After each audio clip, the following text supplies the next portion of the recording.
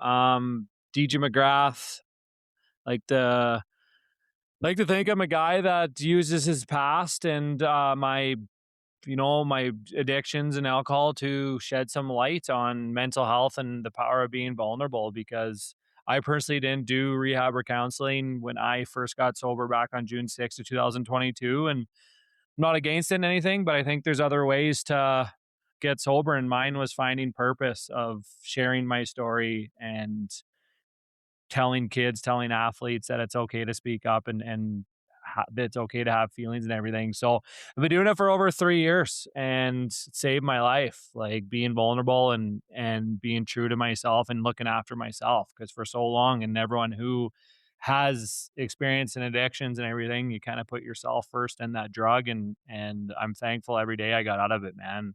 Tell these people, like, it's wild, but when you're vulnerable and know that you're not alone, it's definitely a lifesaver, and it saved my life for sure. Yeah, you always hear like when you get sober, so you gotta find something, Mhm. right? You gotta the energy you were putting into this addiction has to go somewhere else. Yeah.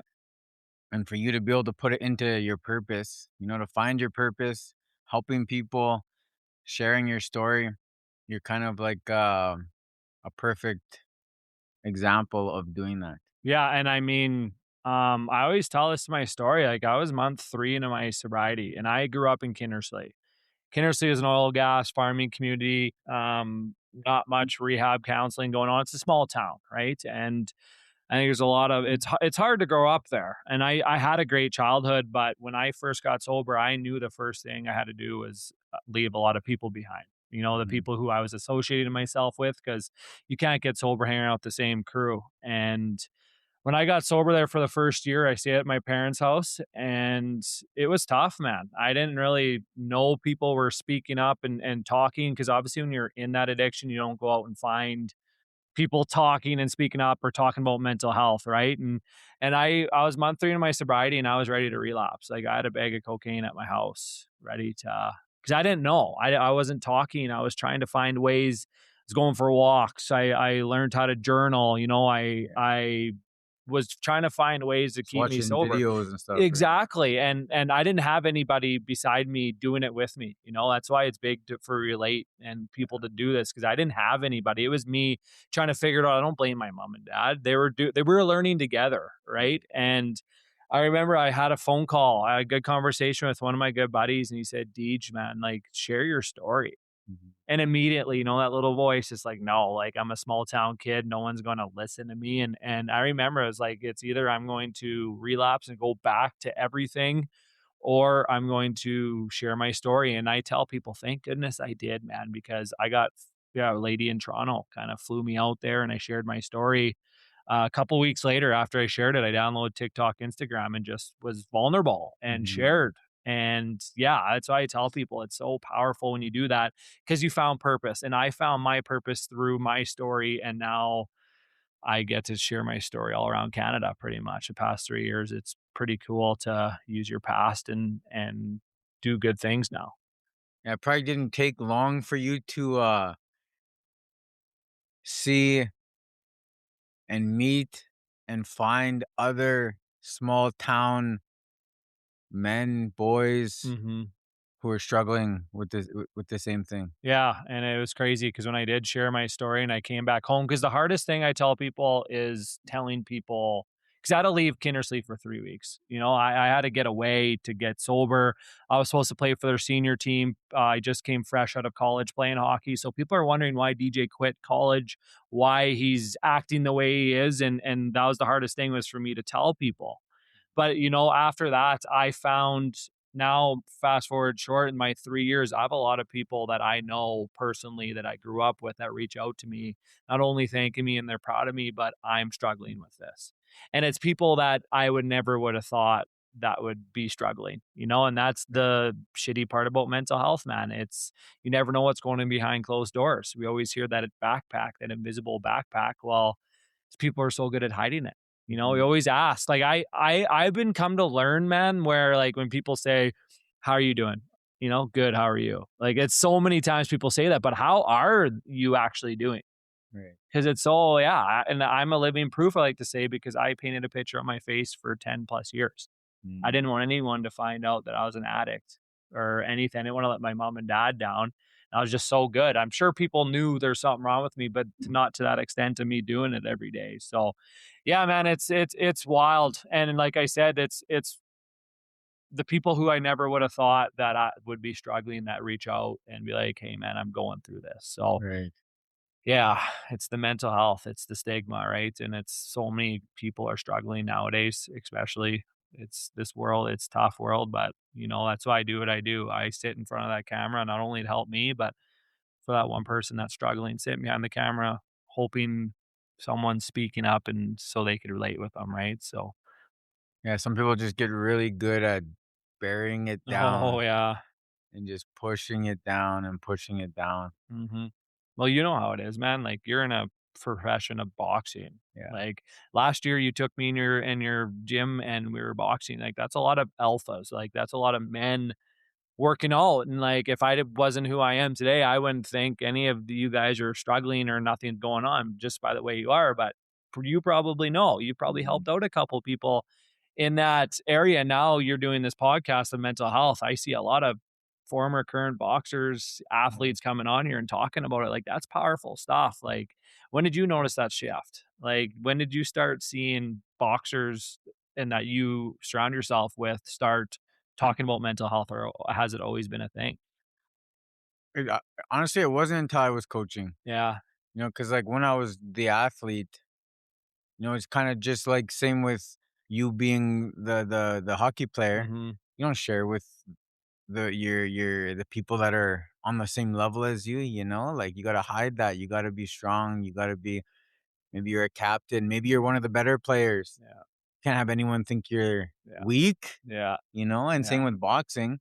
So we go there, we box, we spar, we don't talk, we don't talk about. And then once I became a coach, that's when half of my job is counseling Mhm. now. Sometimes people come in and we don't even box, we just talk for an hour. Yeah. And that's when it opened my eyes. I'm just like, I did not even realize people, even these people that I coach who were my friends for a long time, like it's not like all of my students I'm just meeting now. Some of them I've known for years before I was a coach, and they didn't open up until we built like this bond, like even though we're friends now, it's like that coach, that mentor, that Mhm. somebody you trust. Now you can build that relationship. As soon as you're in a position like that, uh, people start trusting you, Yeah, right? for Because they sure. trust what you're saying, you're teaching them, you're showing them. They start seeing what you're saying works. You're doing what you're teaching as well, and Exactly. now they start looking at you as somebody who wants to see them do good, right? Yeah. And now, like, well, maybe he wants to see me do good in my life too, not just in the boxing ring, Mhm. right? And then those conversations start to change. Yeah, good for you, man, and, like, I wanna ask you, like, was there something that happened in your career that made you wanna start helping out not only in the ring, but, like, people's mental health? And a little two-part question because I think it's fascinating that you're doing this, like, did you when you started mentoring these people, were you have that sense of, like, what are people thinking about me? It's such a alpha, dominated sport, man. Like, I'm not familiar with it, but, like, now you're a kind of a guy that's probably no one's seen before, talking about guys' mental health. Like, were you wondering what other guys were going to think about you now that you're doing that? Because the word's probably out there, right? Like, at the very start, well, Cole's kind of helping these guys out mentally. Like, did you ever get any of that sense when you first started doing it, what people are going to think of you? Uh, no, it wasn't. It wasn't. I was like lucky in the sense of I've never ever really cared what people think about me. Yeah. Ever Powerful, man. Yeah, ever since I can remember. It's not Yeah. something I learned. It's not something I can be like I Yeah. had to work on. It just like always has been like that. So I'm lucky Yeah. because obviously it's not like that for everyone. No. Um So I didn't really care, but on the other end of that, like, people make jokes, For sure. especially now that, like, with social media, it's like posting. Mostly I post positive For things. sure. I post quotes, and people will say stuff like, Yeah. "Well, you can post that as a quote," you know, like joking, Yeah. making fun, Yeah. but it's like, that's pretty funny, Yeah. because it'll be like something dumb, and then they'll be like, "Post that as a quote."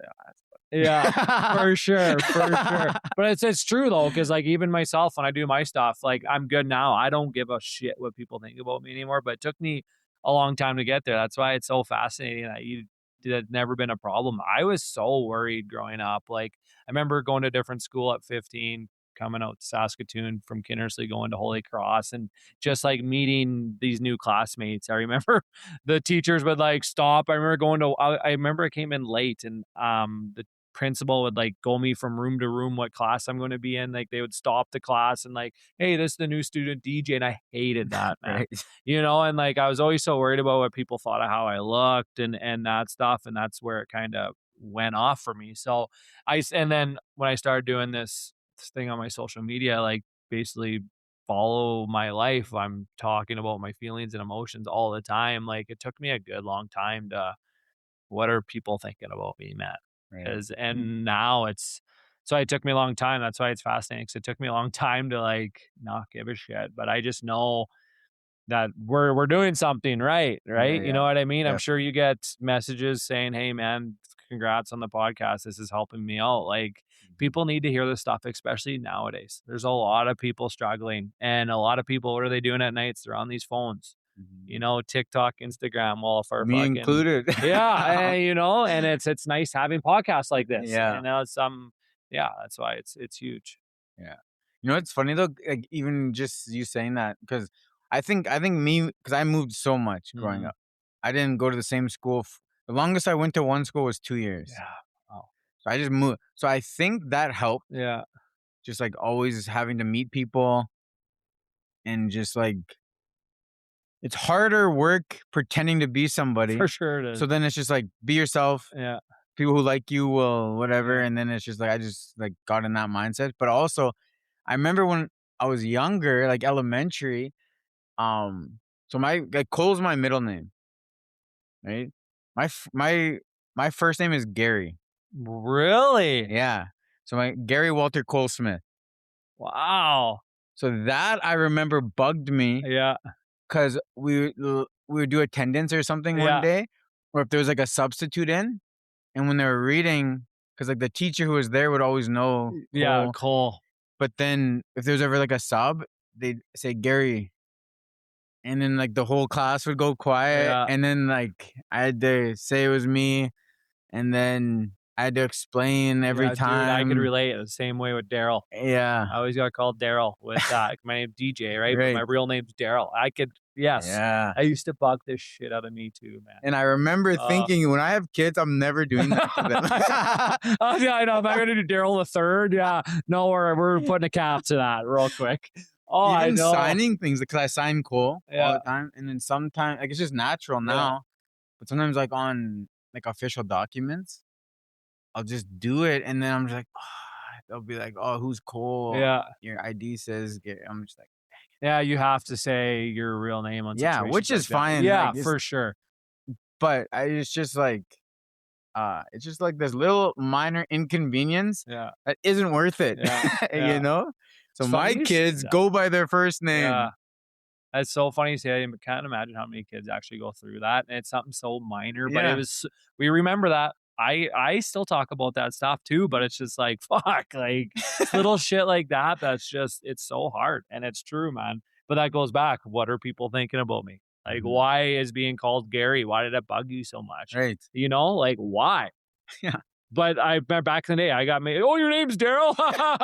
I'm just like, "Fuck," like, "No, I go by DJ," like, Yeah. but now you're older and more wiser and mature, like, you look back, it's like, "Fuck," but how many kids go through that, through Yeah. certain situations like that? Right. And it's gotten a whole hell of a lot worse in these schools, man, like, Oh, yeah, it's kids are mean. mean, really mean, man. Mean. I like. I don't know if I don't think it's on purpose. No. I think it's just like kids say what comes to their mind, Yeah. right? And then however they're raised, that's how their mind starts to work and process things, right? They hear their parents, brothers, sisters Mhm. saying different terms, saying different whatever, Yeah. however they speak, and that's how they start speaking. And it's like it's not always like mean intentionally, I don't think. Dude, it's you and I both know this has changed very much. Remember back in the day, like, before cell phones, I don't see kids biking outside very much No. anymore. When I see kids scootering, they're motorized. Like, that's a big one. I don't know if that's a city thing, but you never see that in small towns. Kids are always on their devices, iPads, YouTube. Yeah, it's wild what they're watching, what they're listening to. You don't Mhm. see street hockey much anymore. You don't see kids playing soccer in soccer fields anymore. It's scary, man. And that goes, I'm a big believer parenting. Like, like it's kids don't get disciplined as much anymore. Like And maybe I in a think parents are scared because the 100%. news is just all negative. Yeah. It's just like, let's fear everyone so that they can stay inside their house. Yeah. So everyone's scared to let their kids go play. Yeah. Well, that's right. And unfortunately sad, it's kind of the truth Right. around here. I seen a post on Facebook the other day, 680 overdoses in Saskatoon. Mm, A firefighter said that, and I seen our CMP at the gym last week. I'm like, hey, this is kind of sad. And he's like, dude, like triple that. He's like, there's probably over 2,000 overdoses this past month. But, like, where's the help for these guys? yeah. And it's I don't blame, like, we're not obviously not chat about it, but, like, there's no help for these guys who are in active addiction, and these hospitals are packed with Right. and it's tough, man, but it's scary out there, but it goes back to, like, nowadays, do you have kids, would you take your kids to the Midtown Mall right now? Or let's say maybe if they were with you, but let's say they get older and they're like 13, 14, 15. It's like this. Would Yeah. you send them with a couple buddies to Midtown? Like, I don't know. Sketchy. It is. There's so many horror stories that go on in that mall, but again, I don't know. It just goes back to I know none of them. I never go to the mall. yeah, yeah, yeah, for sure.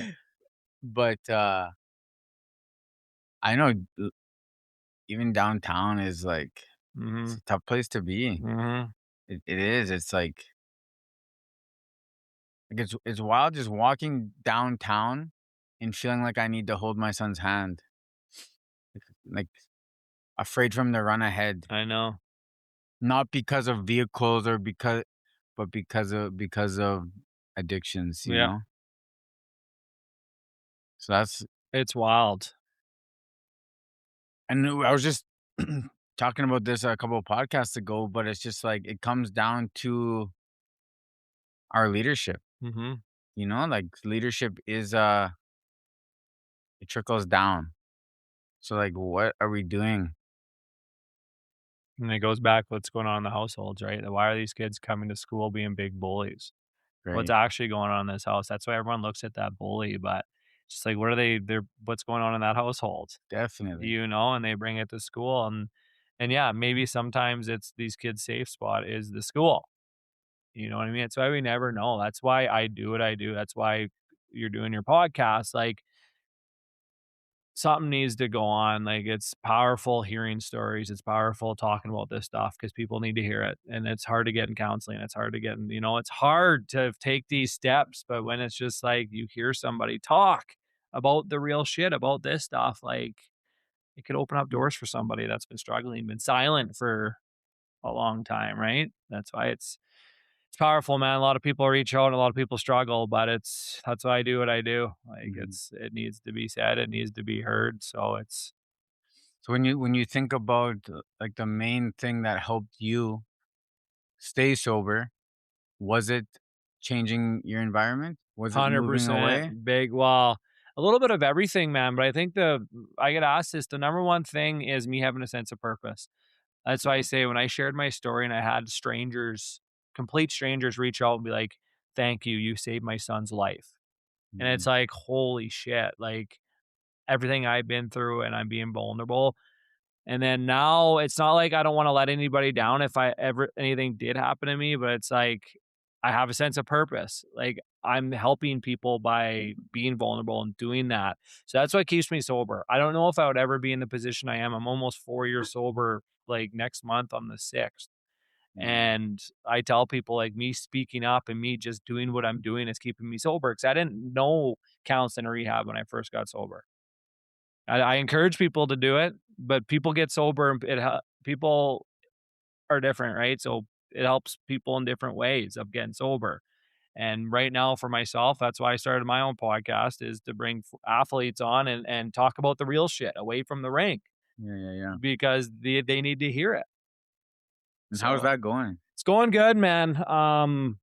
A gentleman that owns a glass shop has a big studio upstairs, and he reached out to me and liked what I did, and asked if I ever want to start a podcast. And I always wanted to, but it's hard. You know how it is to start Yeah. up and everything. And I think that was just like a moment where it's like, do you grab onto this and just run with it? So yeah, I got me and my buddy Gio Flaminio, former hockey player too, went through a whole bunch of drugs and alcohol addictions. He's sober too, and yeah, man, I bring on current former athletes, young junior guys or whatever, and ask them questions. Ask them his mental health. Ask like ladies, females, come on, and it's been awesome, man. Like we've been starting to get emails like asking to come on our podcast and Mm, stuff, and that. So I'm just having fun with it. Like it just it you know it I love talking. yeah, yeah, I yeah. love talking about this stuff. It helps me out right now. It's helping me out, and like hearing other people's stories inspire me. Mhm. You know, I think it's giving other people chances too, having a voice. So yeah, it's good. I'm just running with it. Do one every Sunday. Got some podcast time down at the studio, and yeah, I've got microphones, TVs, and stuff. Yeah, it's pretty cool. So Do you edit it? I did at the start, Yeah. and I didn't have enough time for that Yeah, yeah. stuff. So we got this website where yeah, Okay, they do yeah. it for us and pay Okay. some money a month. But yeah, it's nice. It's fun. Right on. That's exciting, man. Yeah. It's cool. It's cool because even just like you said, having these platforms is nice, but I like that yours like you built it and it's really specific, you know? Like mental health with hockey. Mhm. And that's like especially here, I guess, like Canada, that's so huge, Mhm. and every level like you had any like teenagers on? Uh, the youngest has been 18. Okay. So yeah, female hockey player. And yeah, I helped her out at the start of the year. And now she's changed her life. She signed with U of S Huskies hockey team next year. Okay. But it's awesome. Like I almost envy these athletes, these people, because it took me 29 years to say I need help. And these people are sharing their stories at 18. Like, Mm, it's super cool. It helps me, and it's obviously needed in the hockey world. And like goes back to you said, like this social media stuff, and a lot of people could say, like, I remember at the start, like, there's so many times I wanted to throw in the towel, man, like comparing myself to others, like, you know, um, guys having all these fans and followers, mm, doing stuff, but like not mental health related.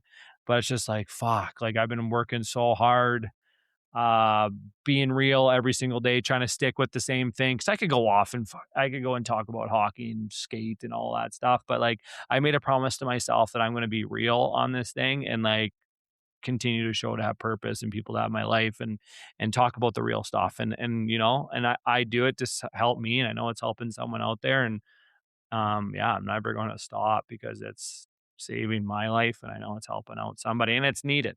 Right. yeah, yeah. So, So what when you talk about purpose, because we've mentioned it a couple of yeah, times today, but if you had to define your purpose, could you? that's a good question.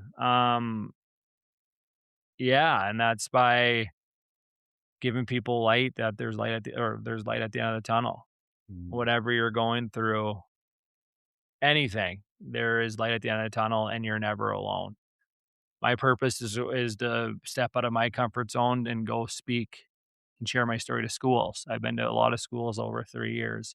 I know that's my purpose, to go in there and share my story, because maybe not everyone's going to relate with me, or going through that, but there's going to be that one kid that's going to be benefiting one thing out of my story, and it saves, and it's just, it helps everybody do it. So that's my purpose, because I've had multiple people saying, thank you for sharing this, because it's saved someone's life, or I've been going through this, thank you for sharing that. So that's kind of, it's my purpose, is to use my past. So I tell everybody, whatever you're going through, when I help out athletes, when I help out people that reach out, like whatever you're going through, you could use that past and help out somebody, Mhm. but it has to start with you. You need to put in that work. I put in a full year of work at the start by myself. I put in that work. I remember speaking, I spoke for free for the first year. I put in that work, and I continue to do so. And you and I both know there's not many people doing this. Right. A lot of mental health performance coaches out there, a lot of, counselors and that, but there's no one like talking about their life, and not a therapist, not a counselor, not a doctor. I'm just a guy with a story. Mm. And it's obviously helping people. I created a life for myself that I get to do these things, right? So I tell people, like, whatever you're going through, someone out there is going to need to hear your story and how you got out of the trenches. I wish I had that, man, Mhm. but I wasn't going out there looking for it when I was going through it. But I wish I had someone like sat me down, hey, man, tell me everything. We're going to get through this, because I've been through it. Right. I need relation. When I was struggling, I wish I could have someone that's done what I did and it can understand, and that I could relate with, because it's just going back, and that's what I do now. Something I wish I would have had at that time when I was 29, 16, 25 years old, when Mhm. I was struggling with my mental health and I was too scared to speak up. I kind of like picture myself, and I picture myself in these kids. Like, what would I want at that age? Right. So yeah, man, it's kind of crazy. I never thought I'd be a motivational speaker, I guess you Yeah. could say. I never thought I'd be anything of who I am today, but that's just what life is, man. This is my purpose, is to help people. So, Even how you said, like you weren't searching for it while you were going through it. It's like even how you go and work with teams, uh, with different teams as a mental health coach, mhm, and you'll be a part of these teams and speak with everyone. I think that's so powerful because right when you said that, that's what I was thinking. Like there is probably so many kids and young adults going through something and not even knowing it, mhm, or just like this is just normal, or they don't have anything to compare it to, so they don't even know that what they're going through is unhealthy. mhm, It just is, so they don't have any way to look at it or compare it to something or know that things should not be like this mhm. unless there's somebody there speaking about, like if this is happening, this is where Exactly. I ended up from it. So maybe don't, or reach out, get some, cause how would you know if you don't, you only know what you know, Exactly. right? Yeah, and it's good that you said that, because it's true. You don't know, and it goes back to the household, right? It goes back to the parents, but we can't blame parents. Obviously you can to a certain extent, but like, you and I both know when we were kids, like, we're that parent age, there was Mhm. nothing. No, it was suck it up. Right. No mental health. But like, as parents, if your son is struggling and something's struggling, be a comfort zone. But like, there's someone in your friend group that you growing up with that's been through something. Maybe their kids have been through something. It's okay to ask for help to another parent. Hey, my son or daughter's going through this. What do I need to do? You've been through it, but it's just that stigma, right? They're, especially men and family members, they need to try to control it. And Mhm. I tell these parents, when I was going through it, when I was going through my addictions, I was gone away from home. My parents knew there was something going on, but every time they would call, how you doing? I'd be like, hey, I'm doing great. Like, everything's fine. Moved back home, and that's where I kind of got distant. I started to isolate myself, and if my mom or dad ever questioned me, I'd just right back at them, get mad at them, leave. I'm at that age where they can't really do anything about it.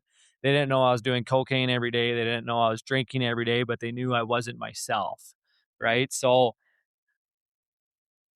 when I went over to my parents' house at June 6th of 2022, like, when I was suicidal, when I was ready, and that's why I tell guys, like, I believe in that man upstairs because there's a sense of me tonight where I'm gonna go tell my mom and dad. There's a sense where, like, I'm going over there because I didn't wanna die. Mhm. I always thought about what would life be like without me. I've always crossed that, but I knew I had a sense of purpose in my life, so went over to my parents' house, and I encourage parents to come listen to me speak because my parents, the best thing they did for me that night was let me talk. It's very hard for a kid to open up to mom and dad or a support system. It is so hard. Like my mom and dad did everything for me, like everything. So many and it's very hard for a kid to open up to mom and dad. But the best thing my mom and dad did for me, and they didn't even know it, man, was let DJ talk. I laid out everything on that table from 15-year-old DJ to that present moment at 29 years old.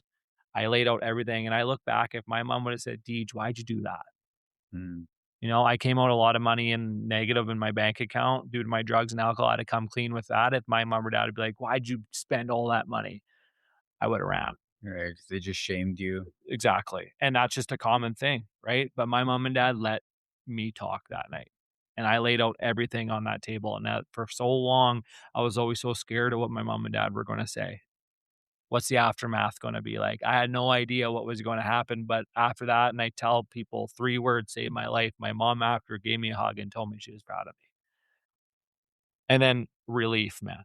Everything I was bottling up, everything. I thought I was gonna lose everything. I thought I was gonna be my parents were gonna resent me. I thought I was gonna all this little voice in my head telling me the opposite were. So when I told them everything, my mom gave me a hug and we're like, "We're gonna get through this together," felt like the lightest person.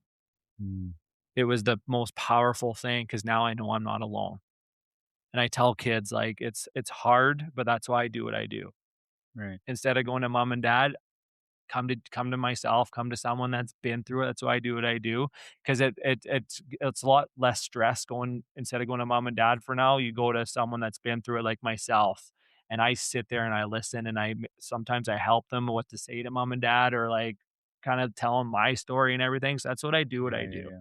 because there's a lot of people that don't make it to their mom and dad's house Mhm. or that support system because of fear of what's gonna happen if I do tell them.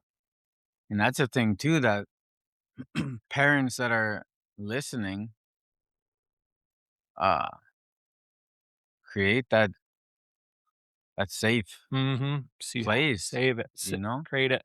Create that Yeah. that environment that your kids can share anything with you, Mhm. you Anything. know? It doesn't matter what it is. Mhm. You don't they're gonna tell us they're going to someone, Yeah. and you want it to be you, Yeah. but y that's your responsibility to create that. And we don't have to they don't have to have all the answers. Right. That's the biggest thing is parents think they need to have the answer, but the biggest thing right now is just to listen and Right. be like, "Hey, I don't have the answers. Mhm. We're gonna get through this together." Just be honest with them. What do you need? Like, just talk to them. Sometimes you just need to vent Mhm. and be like, "Okay, well, I don't have the answers, but I will get the answers for you." That could be all it takes instead of it's just and it's hard. That's why I don't blame parents. I don't blame my mom and dad for that my whole addiction. I hid everything. Right. It broke my mom and dad. Like, my mom hasn't been to a speaking engagement ever in my life. Do I blame her? No, because Mhm. I share my story, and my mom doesn't like hearing that. She's my best friend. My mom wasn't really a drinker. Like, she'd never have a problem, but she hasn't drank in 3 years, probably because of me. Mhm. Our family's really close now. My oldest brother, Tyler, used to was my best friend. I used to call him coach growing up. Like, I have 2 older brothers. My oldest brother did everything for us. He's 6 years older than me. So, like, I always used to hang out with his friends, and he would, like, teach me everything. Right. Addictions. Started distancing myself to my brother, started resenting him. He has 2 nephews where I was the worst uncle. I was never around. That's what drugs do to you, man. And it's like I said, I had the best childhood and everything, and my mental health, I was too scared to speak up, man. And yeah, that's why I tell these kids, like, if there's anything bugging them, like anything, speak up, talk to somebody, because no one has to do it alone. Because Mm. I did it alone for 10 plus years, and that's on me because I was too scared of what everyone's going to think about me. And when I finally know now that I'm never going to be alone, man, when I have any issues in my life, I pick up my phone. I don't solve them on my own anymore. And that's was the hardest thing to do. I'm a man. I should be able to handle situations. No. And that's helping me out a lot. It's I ask for help. I have 3 to 4 best buddies that I'll call and ask for help. My family knows that I'm always getting checked in on, like, and that's all because of that one conversation, man. Mm.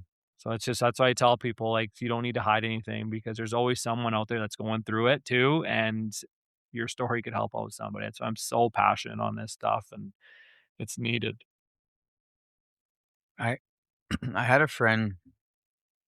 I want to see what your opinion is on Yeah. this. She was telling me that um sometimes, when somebody's addicted, it's like you still want to be there for them, but sometimes that's all they have. And so, like, pressuring them to get sober or shaming them to get sober, like, that person still wants to be alive. This Yeah. is just how they're dealing with whatever they're going through. But maybe if they didn't have that, they wouldn't be here. Mhm. Maybe with whatever they're battling is so bad that if they weren't on whatever drug or drinking, maybe they would end it. Mhm.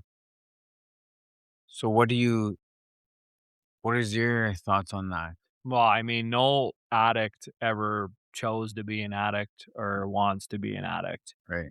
When you have family members, friends, anyone hounding them, we know we're addicts. We know we're doing the wrong thing. We want to change our lives around. But unfortunately, it has to be that person's time. Mhm. You know what I mean? Yes, I relied on cocaine and drinking every day with my thoughts and my feelings. I was the worst at it. I got depression, I have anxiety, ADHD. I thought I was a loser. Like, I was a hockey player trying to play elite level hockey. I couldn't tell anybody, or I was scared. You know what I mean? And when people are saying, "Why are you doing this? Why are you doing that?" Like, we know. We just want to be comforted. We want to be loved because you can never go out there and save an addict. Like, it has to be them that wants to quit. When they come up to you and say, "Hey, I need help," that's when you get to work. In the meantime, it sucks, it's hard, but just be there for them. Mm. Know that they're loved. Every time you talk to them, "Hey, I just wanna say I love you. I care about you." When they come home, like, it's hard and and stuff like that. I know every situation is different, man, but Right. no drug dealer or no, sorry, cut that one out. No, drug dealer. No, Drug dealers no aren't so drug dealer bad. wants to be a drug dealer, but no this one but no, yeah, no addict wants to be an addict and chooses to be an addict, and yeah, it's tough, man, because, now looking back, like, everything I put my family through, yeah, Yeah. it's That's another, I guess, thing that for me too that I always think about because it's it's been since I've had kids, and having family, obviously that I want to help, but to what extent do I want to put my kids through things that they don't necessarily have to see if I took a step back? talk about that more. Like, just because this is my uncle or my dad, I have to put my kids through this. This has to become their normal because we're a family. Have you ever had personal experiences on that? Yeah. Talk about it if you want. Well, I mean, like, for me, it's not with addictions, it's with some other Oh, things. yeah. But then it makes me think about that as well because of some friends who have some close family. And then it's like when I think of giving my son a tool belt to handle things, what if that becomes a way they handle it, and it was I exposed them to, like, I gave them that tool, maybe not directly, but indirectly, Mhm. when I coulda gave them a different tool and then exposed them to it. You know what I'm saying? Yeah. It kinda I might be making Yeah. this complicated, No. you know? But, like, I see that with my family, not with addictions, but with other situations, like, with how they handle things, how they treat their spouse, how they and it's like, do I wanna go there, drive home, and then have to explain to my kid, "That's not how you talk Yeah. to your Yeah, wife." yeah, that makes tons of sense. But Like, now it's like, he thinks that's normal yeah, to speak to your wife like that, or yeah. your mom, or your sister, or whatever, and I gave him that tool by bringing him there a couple times, I think kids need to experience life yeah. in a way, you know? Like, I don't have kids, I can't relate with Right, that. yeah, I yeah. think it's hard for me to say that, but just from an outsider, yeah, it's tough. It's family members, right? Where you almost feel bad if you got, you may have that one auntie, one uncle who you don't want your son to be around, but it's family, right? I get that. But there's gonna be a time in your life where your boys are gonna experience stuff like that. But Right. that's why you are a father that you are, where they come home and you sit them down and be like, because he's gonna see it. I think kids, Yeah, it's yeah, yeah. adversity. Kids don't get adversity nowadays. Mhm. I'm sorry, kids, you're gonna have adversity in your life. Yeah. When you get older, there's gonna be some adversities in your life. That's why I respect everyone that actually talks about it and goes through adversity, because everyone goes through it. Mhm. And it's good. That's why you need to have father. That's why you need to be that father where when stuff like that happens, be like, hey, buddy, like, this is what's going on. Why hide it? I Mhm. don't know. It could be a certain age where you can, but man, these kids are young or what, looking up YouTube videos, and they're not, kids are smart nowadays, man. Yeah. Like, you know how it is. I don't know, man. I think it's important that they do see that in a sense of way, because now you could bring him home and be like, hey, buddy. Then when he gets older, he sees that, right? Yeah. And then maybe he doesn't want to be like that. There's all these trends, right? It's not trends. It's all these things like my dad was an alcoholic, my grandpa's an alcoholic. Yes, it does run in the family, whatever. But why can't you put a stop to it? Right. Why can't you be that person, that family tree to put a stop to it? I think that's just like, I don't want to say an excuse, but like, fuck, you're your own person at the end of the day. Definitely. Just because my uncle or my dad was an alcoholic, it's not okay for me to. Put a stop to it. That's how I respect people who do that. And there are people who do that. But it's surrounding yourself with the right people. I always say it's better than four quarters, 100 pennies, man. Yeah. Less drama. You don't have to go out and please everybody, but that's when you go out and help and ask questions and ask for help, because you never have to do anything alone, man. That Yeah. situation, ask your buddies who have a kid that's been through it. Hey, man, my son just seen this. Like, how do I do it? And that's okay. Like, it's way better because you're gonna handle it the right way, instead of you trying to figure out everything on your own, and maybe you might not say the right thing at that time, Mhm. right? So that's why it's important, man. It's awesome. I talk about everything. Like, Yeah. It's I think that is a key thing, because I think that's something we've been able to do, is build a community mhm, of people that are just doing well, mhm.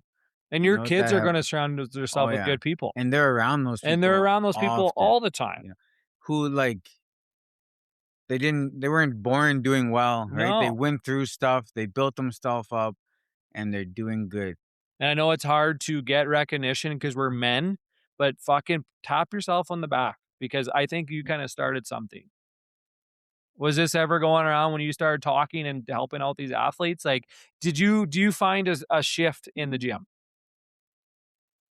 Like, walking in the gym, do you kind of feel everyone kind of lighter because they know if they're having a shitty day, Cole's here? Yeah, I Before, because I remember talking to you. Remember when I first started talking to you, you're like, man, we should bring some mental health stuff in the boxing. There's a lot of guys struggling. mhm, I remember us sitting down and talking about that. You're doing that. yeah. You're that person that's in there. Now you probably don't think about it much, but do you feel like a shift? Well, That's I think people feel safe there, Yeah, for sure. that's so huge, man. Yeah. 'Cause that's probably half those guys' safe spot. And like, life is hard enough as it is, especially people our age, right? Trying to have a family in this crazy world, but they get to that gym, that's probably their relax.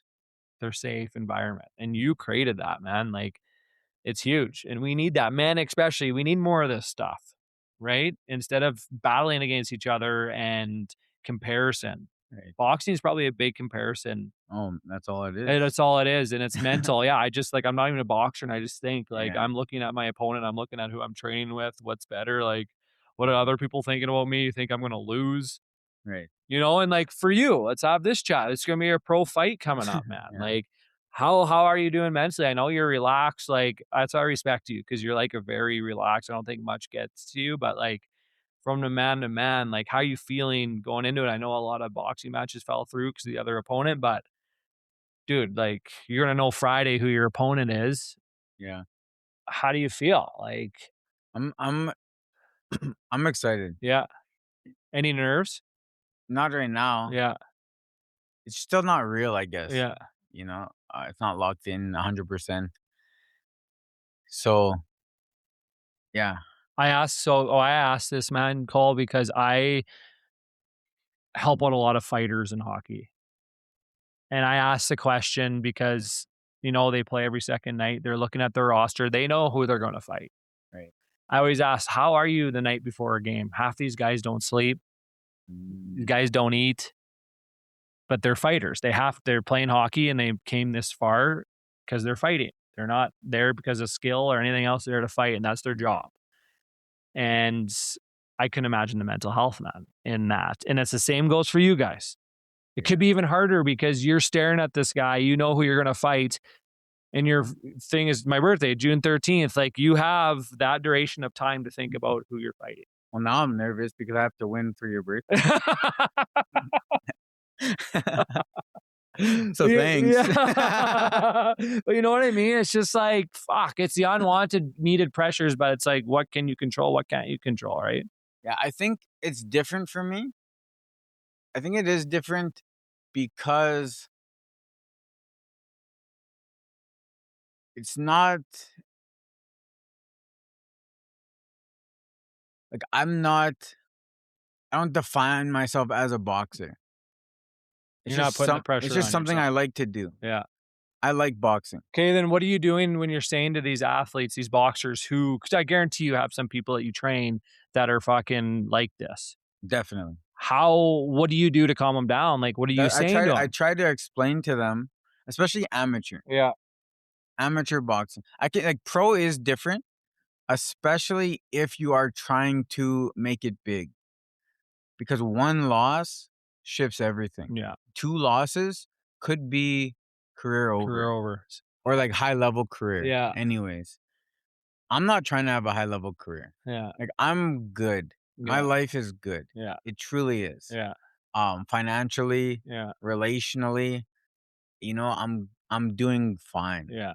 So I could lose my next 10 And fights. you're okay. I'm fine. Yeah. That's a good place. I'm not going in there to make something of myself because to me, winning a boxing match isn't gonna make or break me. Mm-hmm.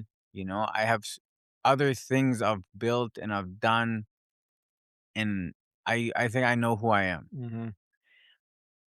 I just really like boxing, Yeah. and I just want to see how I am compared to these other pro guys. Yeah. But for those amateur, I always tell them, amateur is it means nothing. Mm-hmm. This is glorified sparring.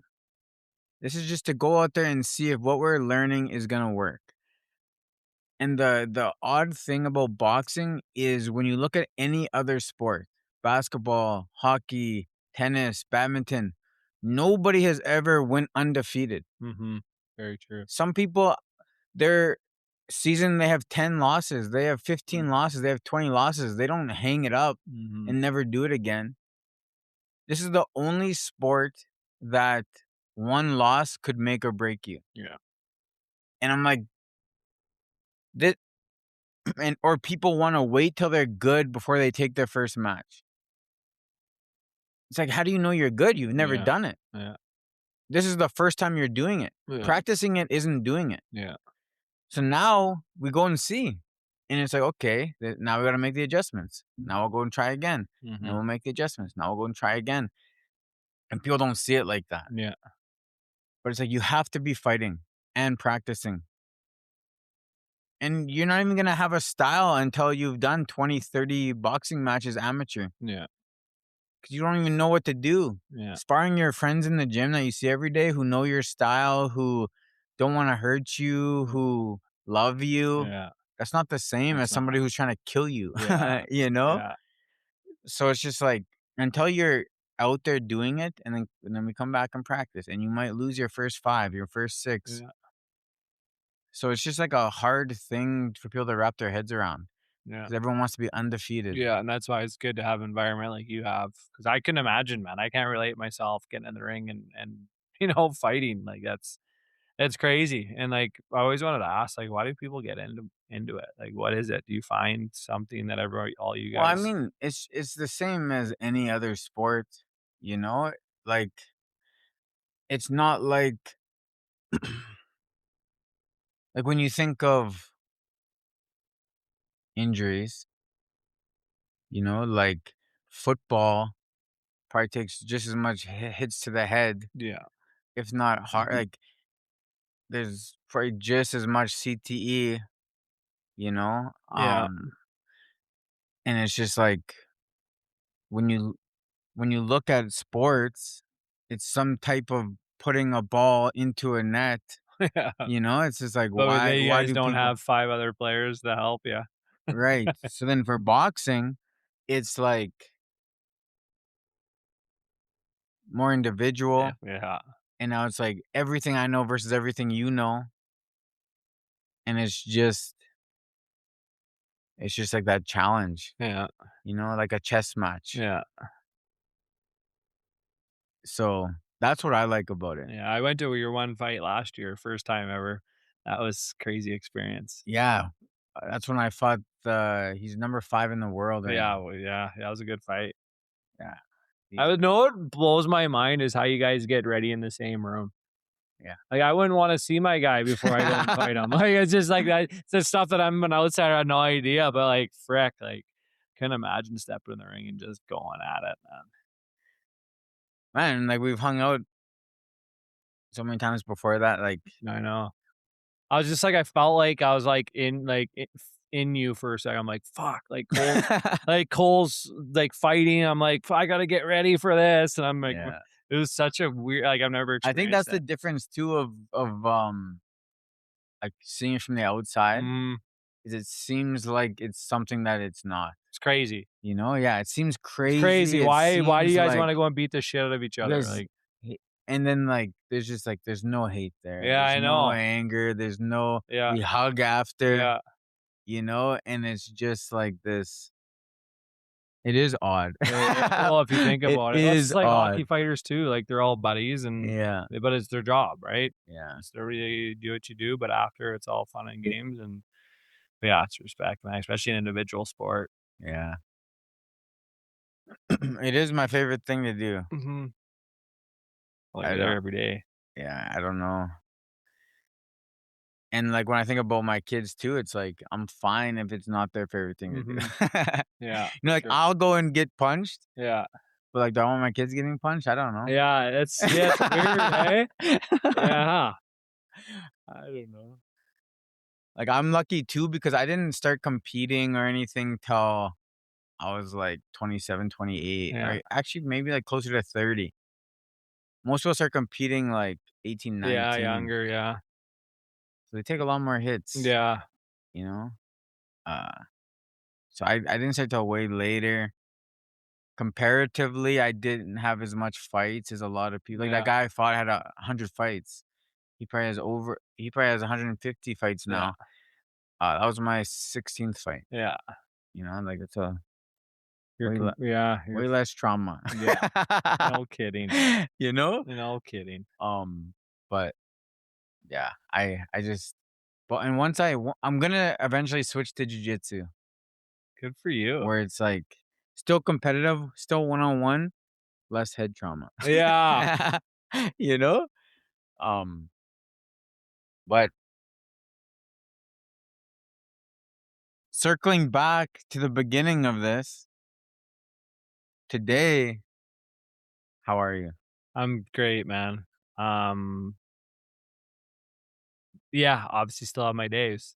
Yeah. People ask, I'm almost 4 years, and I wish there was a magic wand out there where I'm gonna wake up and it's all sunshine and rainbows, but, I know I know what to do when those times comes, my dark days.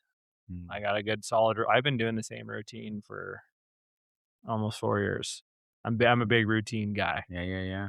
big routine guy, and, yeah, for Could you share your routine of or is that course, yeah, and I actually started doing it when I first got sober, when I went out to the lake in my first 3 weeks there.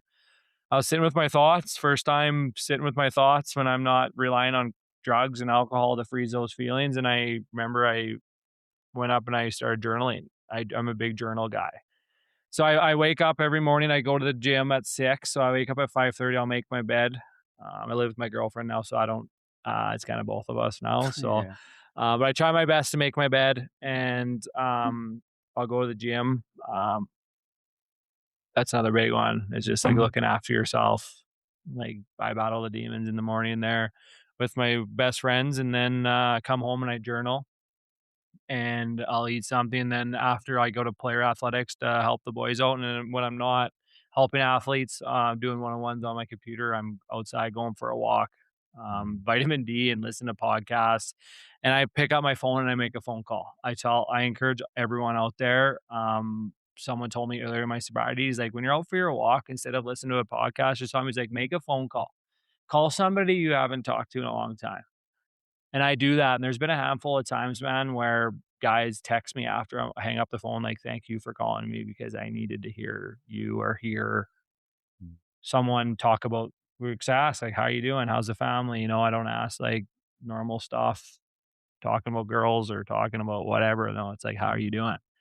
And it's crazy, so I'm big about that, and yeah, man, just helping out athletes, like, I'm big on that, I go to bed early.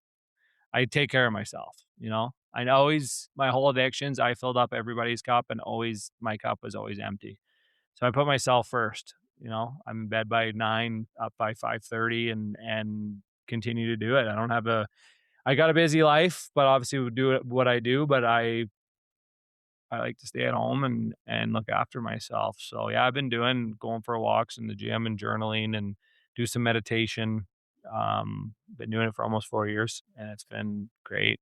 Mm. So, So what happens if you don't get your routine in? yeah, it's weird. Like, I'm still working on that. Like, if I go on a holiday or something, I'm going Yeah. to Toronto next month to go to Luke Combs and a Blue Jay game, and it's like, I know I won't be able to get all that in, and that's why I write. Like, I'm journaling big, but, like, I just gotta accept, like, I'm not gonna do that, but I try to sneak out. I try to go for a walk. I try to do like, my routine, I could do it everywhere, but it might not be the same times, Right. you know? And it used to bug me off the start, but as long as I get it in, I'm okay, right?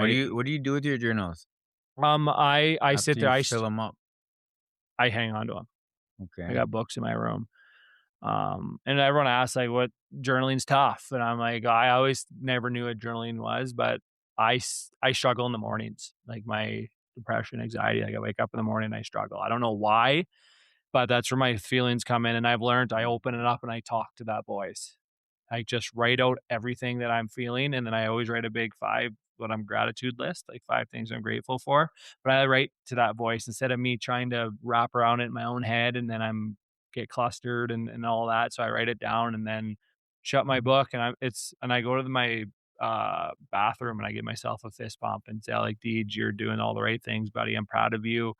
Just, like, pump myself up because like, I used to shower with the lights off for 15 years, man. I hated myself, hated looking in the mirrors, and now, like, I'm thankful, and it's through all the hard work, right? And I got my life back all because of that one conversation, man. That's why I'm so big on asking for help, and everyone's different getting sober, right? Because there's other ways of doing it.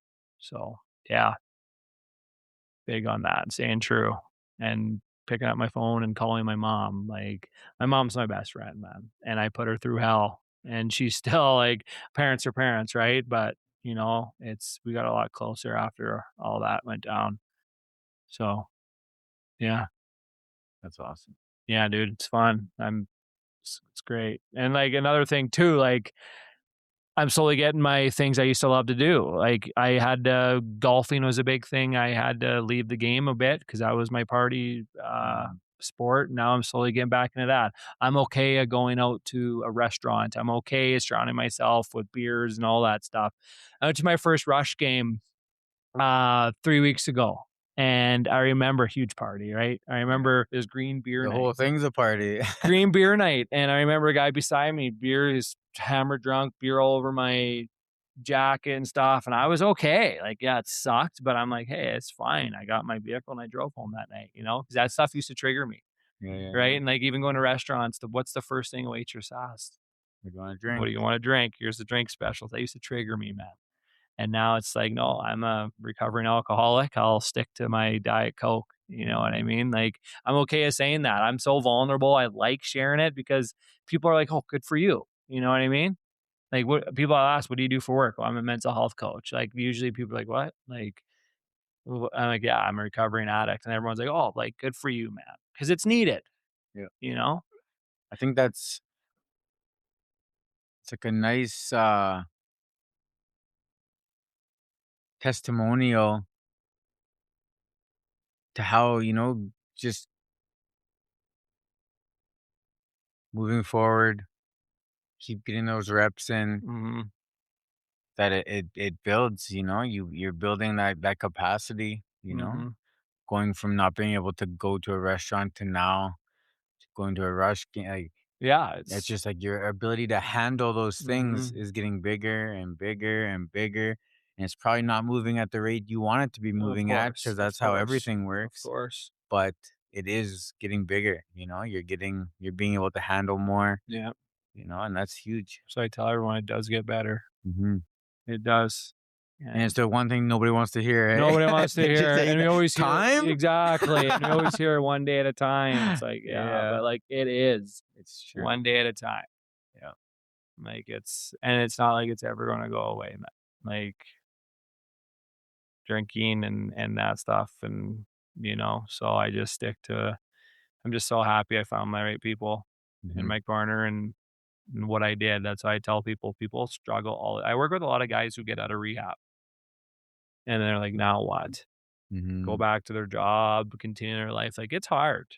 And I don't know if I could have done it. And that's why I talk to people like, man, like there's gonna be a day in your life where you're gonna help out your buddy. Be vulnerable about it. Don't hide it. Don't pretend like talk to somebody. I know a lot of people I worked with that now are vulnerable and they're helping out their buddy that was they were partying with. And they're like, fuck Deej, like I have a sense of purpose. Yeah. My co-host there, Giovanni Flaminio, he's pretty open about this. Like he's 7 years older than me. I was a stick boy, water boy when he played junior hockey in Kindersley. Like he was the best defenseman. Like he was everyone looked up to. Never thought he would ever be struggling.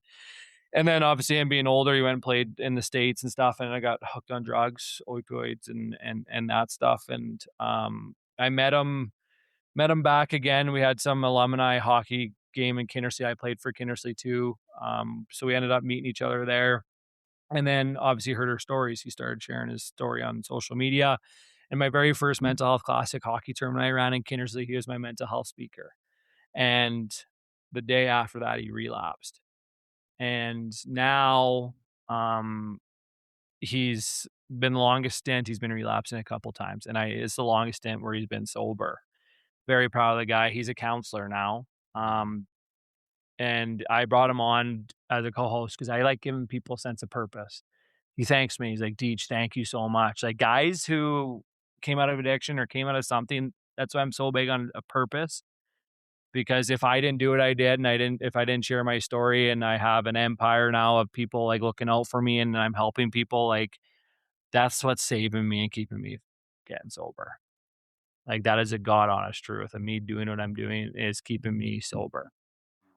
That's why like it's so powerful and that's why I encourage people because it's yeah, just like because so many strangers want me to continue to do better. I get messages every day. My phone blows up like inboxes of people like, "Hey, thank you. Like, I'm proud of you, man. Brave." And it's just like, it's like I got a sense of purpose now. I'm okay. Because for so long, from 15-year-old DJ at 29, I was so complete opposite. I didn't tell anybody how I was feeling. I was the guy dancing on bars, on tables, and being the clown. Hmm. You know, because I wanted to impress everybody. I didn't want anyone to think there was something wrong with DJ. Right. So But yeah, man, it's quite the 360 moment. It's quite the full circle, but I'm thankful every day. Very thankful every day. So it's awesome. You're awesome. You're awesome. Honestly, though, man, it's good to see you again. Yeah, it's been It's a been a while, while. and like it's life, man. Like, we both got our things, and I'm trying to. We'll have to go for a run soon. Yeah, right. I don't. Do you still run and stuff with your large double double in your right hand while having a full combo? I'll never forget that, man. Hey, just have like play. I It was the first time I met you. Well, a couple maybe like first times we were running together, and you're just like this. I'm like, dude, I've never seen this before. How are you doing this? Guzzling a double double on a 5K. Oh, man. Do you go? You don't go jogging, do you? I just once a week. Not with Mitch. Uh, I actually haven't seen him in a I while. haven't talked to him I in. Yeah, I honestly, I just talked to him not that long ago, but then he was, in the States. Um, but yeah, I haven't seen him in a while. Uh, but I think I'm gonna buy a sauna Are you? and put it in my backyard, like, by in the next couple of months. Oh, really? Yeah, 'cause Like what he has? yeah. It's like fucking 12 sheets, isn't it? Yeah, I found a one that was, like, 7, so that'll be good. Should put her in the gym and tell the boys to split it. Well, like, it might be too big for the gym, but I was looking for one for the gym, a smaller one, like, it's just like a two-seater or something, Yeah, but I want one for myself. I think yeah. I would use it, like, 3 times a week Oh, yeah? and have a cold plunge too. Yeah. Hey, we got one at Uh, the gym, cold yeah, plunge and a sauna, yeah. but I'm a puss. I haven't been in this fucking cold plunge in a while. Well, should we wrap this up? Yeah, that was good. That was good, man. Is there anything else you wanna say, touch on? Big mental health 3-on-3 classic hockey tournament, August 8th and 9th at the Merlis Belcher. She's going to be our third tournament in Saskatoon. Big Cole was there last year, but yeah, it's tons of fun. Almost got her sold out. But if any of you guys want to come down and check it out, it's at the Merlis Belcher. It's Saturday, Sunday, all day, 3-on-3 hockey, mental health speakers coming in, and a lot of vendors and stuff. And if any of you guys have a small business out there that want to sell some product and get your guys' brands out there, reach out to myself. It's mentalhealthclassic24@gmail.com, and feel free to set up a table all weekend. We got a lot of traffic, over 200 kids, and then parents and family members and friends. So it's a fun weekend. So just getting all geared up for that. She's busy on the back end there now. So yeah, we're getting there. It's going to be fun.